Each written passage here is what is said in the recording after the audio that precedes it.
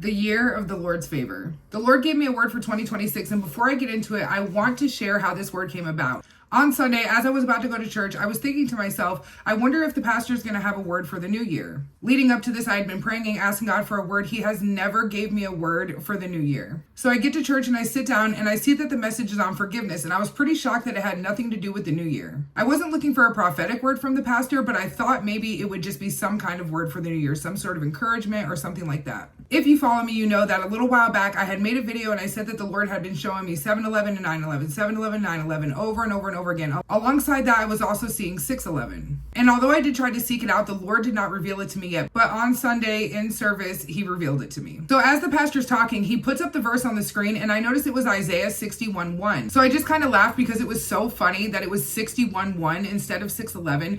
And as I opened the Bible to go to 61:1, I noticed it's captioned Year of the Lord's Favor. Immediately, I knew God was speaking. And later on in the sermon, Matthew 6:11 was also put up, which was just further confirmation for me that the Lord was definitely speaking. With all that being said, let's get into it. And to put this into perspective for you, the year of the Lord's favor also translates in amplified to exaltation of the afflicted. Isaiah 61 declares that the Lord is releasing honor, favor, and restoration to those who have been faithful through waiting, loss, and hardship. And what was prepared in private is now about to be exalted in public, so that others can see that God is clearly your source. The pruning has already happened, and now God is about to publicly reveal you. The ones who stayed, endured, repented, and waited, Isaiah promises that they'll be the first to be restored, honored, and lifted up. Just as Israel's blessings were so distinct, they rebuilt cities with speed and success. They had generational favor. Outsiders could see that their lineage carried blessings. They had provision without exploitation. God was meeting their needs without them having to do anything wrong. They had reputation among other nations. Their success could not be explained by strength in numbers. They had spiritual distinctiveness.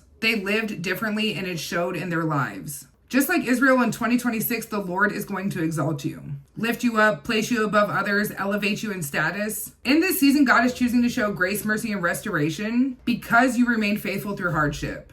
God also was telling me that he's preparing you for a specific role. Whatever your gifting is, whether it's singing, prophetic, ministry, whatever your gifting is, God is activating the gifts that he has already placed within you to accomplish his purpose. This is also going to be a time of spiritual growth. So the servant obeys and God causes growth. Just the same way that seeds are planted, time passes, and growth happens, God is saying that the outcome of his work is just as certain. You may plant seeds and labor, but God is the one who makes the results appear. God is responsible for the increase. Like I was saying earlier in the video, the pastor also put up Matthew 6:11 on the screen. Give us this day our daily bread. God is emphasizing trusting him one day at a time, staying connected to him, and depending on God through this process. I want to add in some things that I've been hearing over and over again in the spirit. The first one is beauty for ashes. The second one is your gift will make room for you.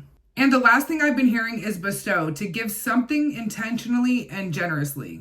I'm sure most of us can relate that 2025 was a very hard year.